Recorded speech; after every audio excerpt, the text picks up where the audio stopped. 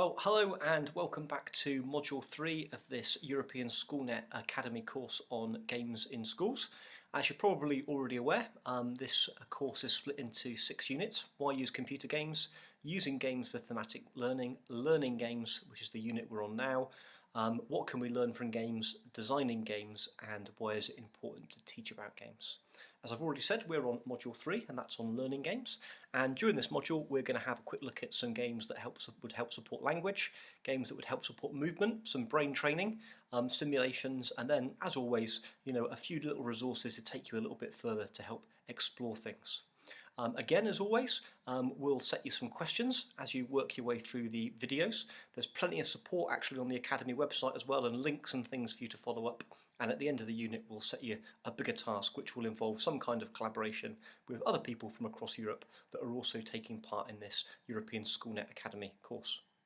So, in the last module, Module 2, we were looking specifically at COTS games, commercially available off-the-shelf games, games that have got a massive budget but haven't really been designed for education, and we were thinking about how could we use these games if they were combined with a very, very talented and imaginative classroom teacher.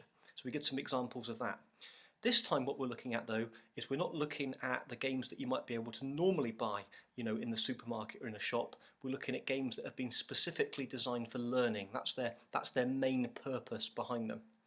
And I guess there's a bit of a warning first of all here, and that's just to remind ourselves that actually there's lots and lots of educational games that are actually really, really bad. In fact, you would even go as far to say they're not very educational. They might look nice some of the time if they've been designed by a games designer, but they lack the educational input. The flip side of the coin is the educational game that's got high educational input but looks terrible. The gameplay is terrible, so the children don't engage with it either. So it's important to remember that there's a lot of educational games out there. You need to think very, very carefully about whether they're educational or not, and whether they will suit your own needs and purposes.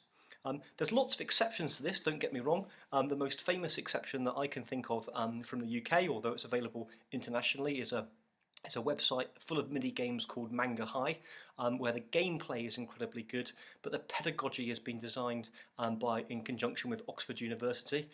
Very, very usable, very, very simple, very, very short, sharp activities, and most importantly progressive, right from the primary school all the way up to mathematical problems, which would very easily suit somebody that's about to leave school and head off to university.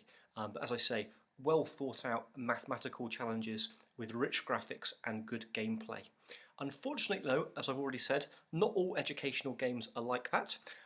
We're going to come back in a minute and I'm going to show you some examples of some good educational games, ones that I've seen being used in schools all over Europe. But why don't you have a little bit of a think about this for me? Why don't you have a think about a time when you've come across a game in the classroom or you've seen a game being used and actually the children are really kind of tolerating it, not really learning from it. So can you think of any bad educational games? Okay, see you in a bit.